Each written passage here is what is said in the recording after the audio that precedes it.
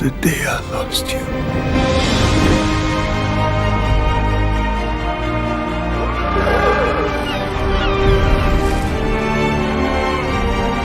Now, it may not have been obvious if you've watched all of my previous videos, but I hate Game of Thrones.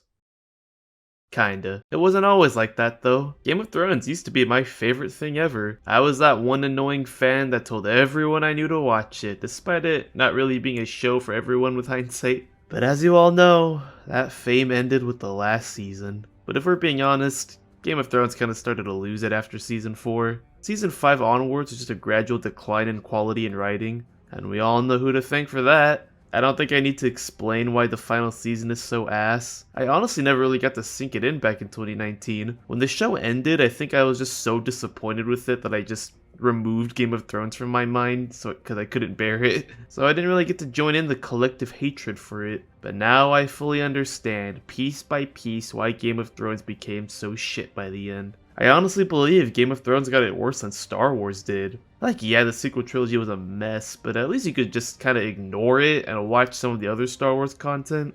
Game of Thrones had one show, and the book series probably won't be finished in this lifetime, so we didn't really have any other options. Until House of the Dragon. I personally didn't care when the show got announced. I mean, how could I? I just witnessed my favorite show of all time be butchered before my very eyes. It's not that I think the show would be bad or anything, but it was kinda hard for me to be excited for it after that. But goddamn, this show is amazing. Not only is it really good, but it was able to capture the essence of what made Game of Thrones so good in the first place. It's convinced a lot of people that it's actually better than the original show, and I can't blame them. It's really well done. After the last video, I'm glad I get to be more positive about something, so let's jump right in.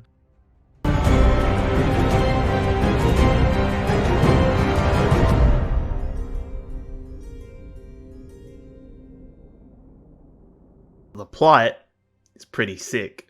It was actually a pretty obvious choice for the first spin-off show to be about Targaryens. Dragons in general are pretty popular, and Daenerys' storyline was arguably the fan favorite. The plot is hella engaging. Seeing the very slow burn of tension build throughout the season was just so great to watch unfold. And yes, it is a very slow burn. The entire season pretty much consists of events happening that are building up to the Dance of Dragons, and I like that. I like it. I like that we are getting every single detail so that we can understand both sides of the war that is to come. A handful of people have complained that there isn't a lot of action this season, and while that's true, I don't really think that's a problem. The show is setting up the action that is to come, which, for what I've heard from book readers, we will get plenty of. I do feel like episode 3 is the weakest one. I don't really recall anything too important in this particular episode. The only two significant events is Daemon killing the Crabman and that really cool moment with Rhaenyra and the stag. But besides that, the story is dramatic as hell, which is what I love. House of the Dragon really shines with what made Game of Thrones so good. Being a political drama. If you ask me which storyline was my favorite in the original show, I would probably pick the King's Landing one. Having interesting characters and intense and engaging political storylines is what makes Game of Thrones for me. Dragons and magic and all that fantasy stuff is cool, but this is what the real meat of the story is. The entire show is just a bunch of accidents, misunderstandings, and greediness, and it makes the plot really exciting. There is one thing I think the story could have handled a bit better, and that's the time skips. There are a lot of time skips here. Every episode except the last two goes through some big time jumps, which, while it is necessary as the events in those episodes are needed for the story, it creates a few issues. For one, it was pretty hard for me to keep track as to how long the skips are in between episodes. Not every episode states how long it's been since the previous one. I tried to keep track of it, and I got so wrong that I thought Daemon was f***ing his 17-year-old niece. The time jump also causes issues with certain moments in the story. Kristen Cole being a little shit is one example. Everyone made fun of him for his really stupid offer for him and Rhaenyra to run away together, but was it really that stupid?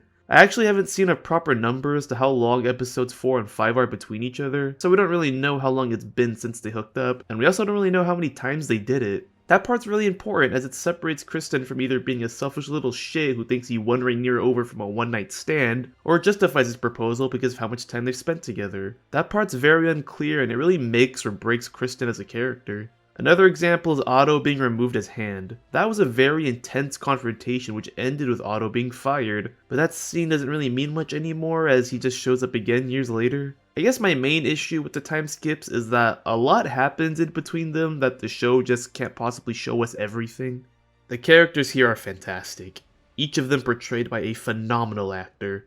Paddy Considine deserves some type of award for his performance as Viserys. He portrays such a good, honest, yet vulnerable king that just wants what's best for his daughter. That dinner scene nearly made me cry. He doesn't want all this scheming and thirst for power, he just wants his family to be happy. Matt Smith is by far the most popular one here. The character of Daemon is just so interesting. He comes off as a stereotypical jealous brother, but he's a lot more complicated than that. He does want power and recognition from his family, but he wouldn't dare harm them either. Millie Alcock was great as Rhaenyra, and so was her adult counterpart. It's actually kind of crazy how they found two actresses for the same character and they both did a fantastic job portraying them at two different age gaps. Same could be said with Alicent. Their torn friendship was such a tragedy to watch. They start off as essentially sisters, but due to their circumstances, they end up enemies who both want different things in life.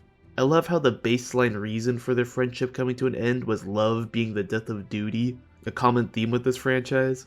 Aemon immediately became my favorite character. In just one scene, he instantly won me over. Just the way he moves, acts, his mannerisms, that cold stare he has at the ones who scarred him. Ewan Mitchell did a fantastic job, and from what I've heard from the books, he's going to be doing a lot more.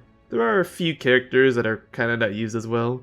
Larys Strong is one of them. I honestly don't know what he wants. He comes off as another Littlefinger character, the schemer that wants power no matter what, but he's hardly in the story unless Alicent needs him, which I think is the issue. The story is very focused on Rhaenyra, so Alicent doesn't really get to interact with Loras unless the story needs him to do something, or if he needs to do this.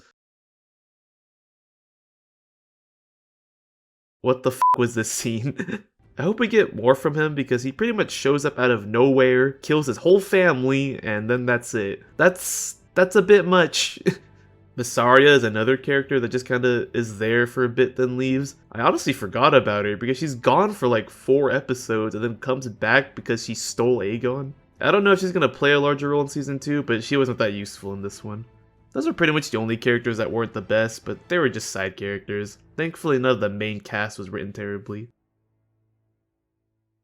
The budget is used to great effect here. I'm glad that the movie level of production was used for this show, since there's a lot of things happening here that needed that higher level. That chase scene in the rain was a million times better looking than The Long Night. The cinematography is beautiful. They really gave the land of Westeros that scale to make it as realistic as they can get. These shots are just gorgeous. The show is just so well crafted with everything it does, especially the music. One nitpick I kinda have with this show is the prophecy. The Song of Ice and Fire is very prominent in this show to the point that it causes one of the main conflicts. And while it is necessary for this story, it's impossible to remove the memory of how Game of Thrones ends. They really are trying to build up how important the prophecy is, but you can never forget the fact that it doesn't mean much by the end. Hopefully this is building up to the book ending instead, because the bad aftertaste of Game of Thrones will forever haunt this franchise, sadly.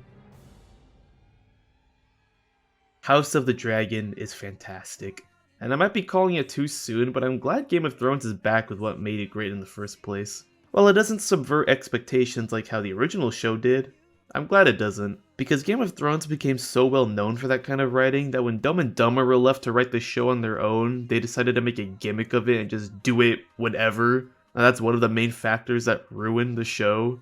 Instead of that, we just get a great, tightly written political drama with engaging characters.